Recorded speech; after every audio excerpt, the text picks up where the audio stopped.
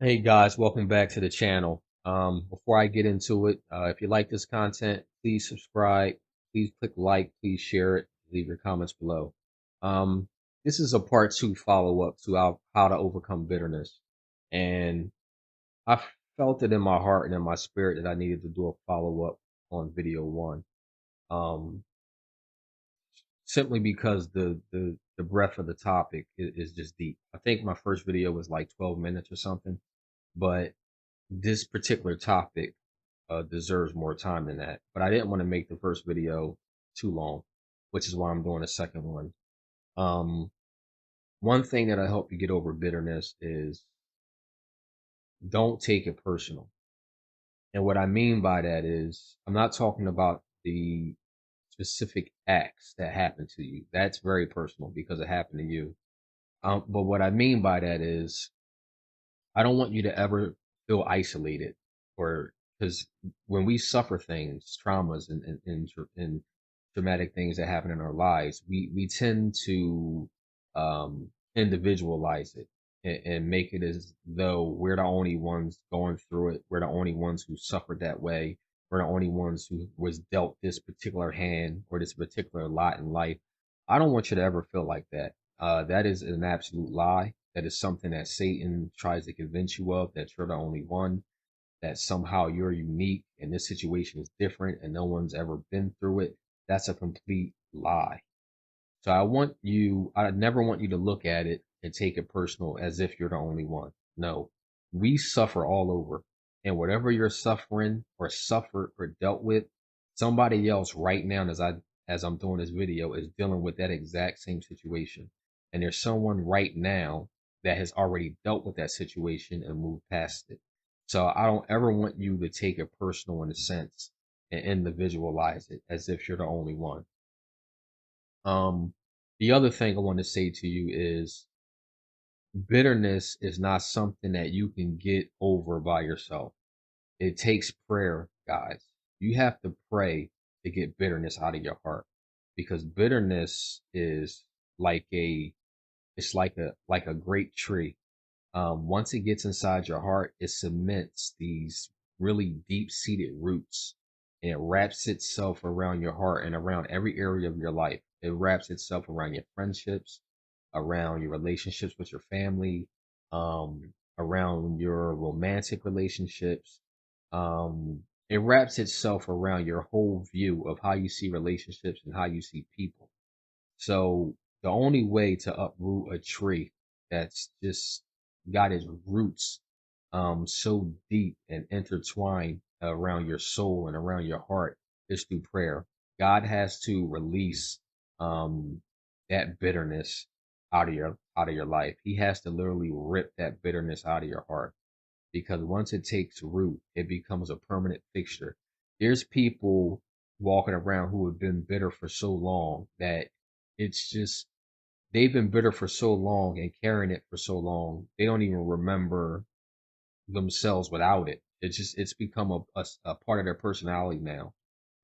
It fixed itself to people's soul where it's a personality trait now. It's an attribute of who they are. This bitterness, this unforgiveness. So this is something that can only be removed through prayer. God literally has to surgically remove it from your heart and untwine it from your soul. That's how deep bitterness is. That's how deep it runs. And like I said, it affects your relationships. You will struggle with relationships. And some of you can probably relate to this. Being bitter and having unforgiveness will wreak havoc on your relationships. And that's even if you have any. Because at the end of the day, bitterness will leave you with no relationships, no friendships, no romantic relationships, and it'll leave you with very distant relationships with family members. That's what bitterness does. It literally rots you from the inside out. Um, so the only way to get rid of that is to pray. Pray, pray that God removes it from you. Pray that God gives you the ability to forget. And what I mean by forget, I don't mean forget it ever happened. You'll always remember it happened, but you need to be able to move past it And so what I mean by forget is whenever you encounter new relationships or new people, don't bring it into the relationship with you. This is a completely new person that you're meeting. It's not someone from the past who did something to you. So as you meet new people, give them a fresh slate because bitter people tend to not do that. Bitter people, when they meet new people, um, they're meeting them, the person is new, but the slate that they give them is already soiled. It's a soiled plate. And to relate, that person has to work backwards. It's like this person has to prove to you that there's someone worthy of you not being skeptical of. So they're working from a position of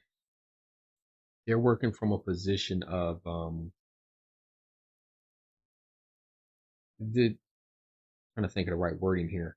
You're kind of the you have this deck that's already stacked against them. They're completely unaware of the deck.